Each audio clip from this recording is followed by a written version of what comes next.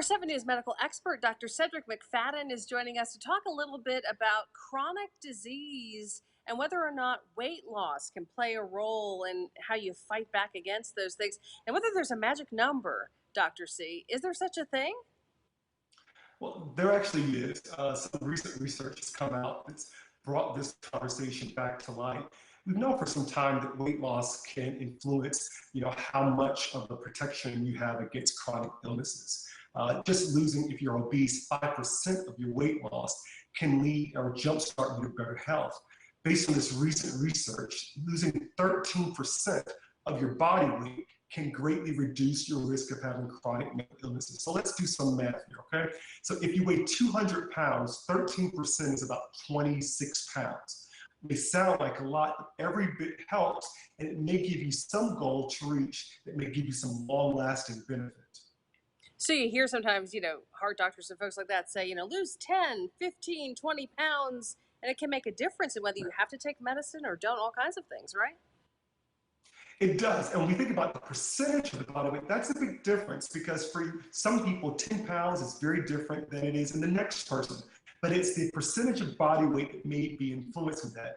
The research conducted or presented at the European and International Congress on Obesity, they followed over 500,000 middle-aged obese patients over 8 years. Now, they didn't put these people on a particular diet. They didn't tell them how they needed to lose weight. But these are people that were intentionally trying to lose weight. And what they did was they followed them over 8 years to see what was the occurrence of obesity-related complications. So here's the good news about the study.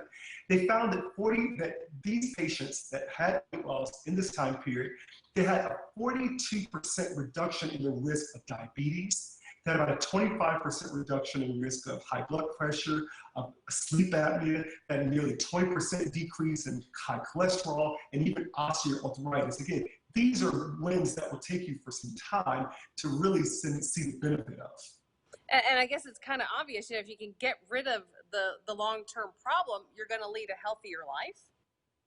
Correct. I mean, you think about the amount of time that, number one, you spend going to the doctor's office, the amount of money that you spend on medications.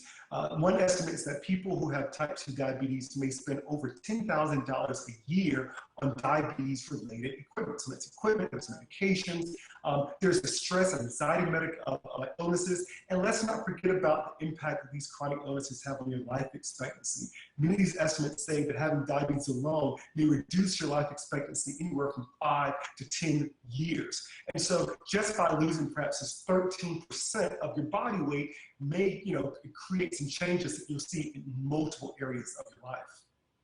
Can the weight loss in any way be dangerous for some people? Well, let's be clear. Not everybody needs to lose 13% of their body weight, and may not even lose 5%. And that's why it's always advisable before you begin any weight loss journey, talk with your doctor to make sure it's right for you. Because again, if you're of lower weight, losing that amount of weight could be dangerous for you. So it's not a universal. We're talking about obese patients in this particular instance. So, okay, if you need to lose the weight, the key is, you accomplish it, right? You get the weight off. Yes. Then how do people maintain it properly? That is the big question, and for many, it's the yo-yoing, it's the back and forth that can perhaps create bigger challenges for you. But the key in this particular case is to eat a variety of healthful foods. Okay, so you read about these diets where you're just going to eat kale for a month. You're not going to be able to sustain that, right? So you eat a variety of foods. You want to eat the colors of the rainbow. And you want to exercise often. And you want to do a variety of exercises. You want to make it just a part of your routine. Once you've lost that weight, keeping exercise enjoyable, whether it be biking, hiking, whether it be weightlifting or aerobic activity in the gym, keeping it enjoyable will make it more likely that you're going to continue with it.